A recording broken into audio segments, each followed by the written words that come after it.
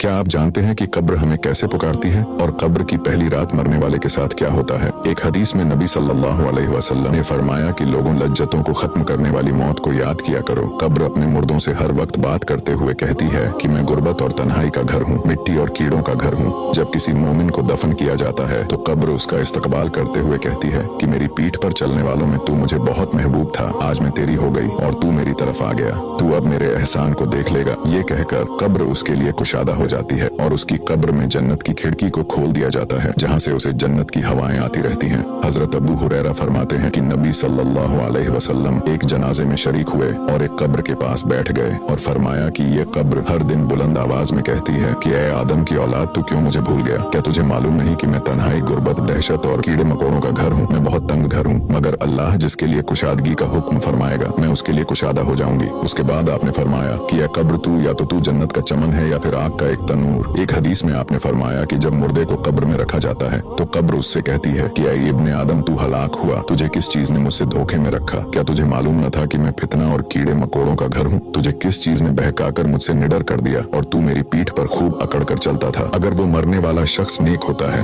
तो उसकी तरफ से जवाब देने वाले कब्र को कहते हैं कि ऐ कब्र, तू देख तो सही इसके अमाल कैसे हैं। ये अच्छाई इख्तियार करता था और बुराई से पाक रहता था। ये सुनकर कब्र कहती है कि बेशक ये नेक था, अब मैं इसके लिए सरसब्ज हो जाती हूँ। मरने वाले शख्स का जिस्म उस वक्त नूर से मुनव्वर हो जाता है और उसकी रूह अल्लाह की तरफ भेज दी जाती है। अगर मरने वाला शख्स गुनहगार होता है तो कब्र उससे कहती है कि ऐ इब्ने आदम, तेरी हलाकत हो, तूने मेरी तंगी, बदबू और कीड़े मकोड़ों का खौफ नहीं किया और इन सब चीजों से बचने की तैयारी न की। इसके बाद कब्र उसको जकड़ लेती है और उसकी फसलियां एक दूसरे में घुस जाती हैं। इसके बाद उसकी कब्र में जहन्नुम की खिड़की खोल दी जाती है, जहां से उसे हमेशा जहन्नुम की गर्म हवाएं आती रहती हैं। अल्लाह से दुआ है कि अल्लाह हमें नेक अमाल करने की तौफीक अता फरमाए और कब्र के अजाब से हमारी हिफाजत फरमाए। वीडियो पसंद आए तो वीडियो को लाइक जरूर करें और ऐसे ही इस्लामिक वीडियो के लिए हमें फॉलो करना ना भूलें।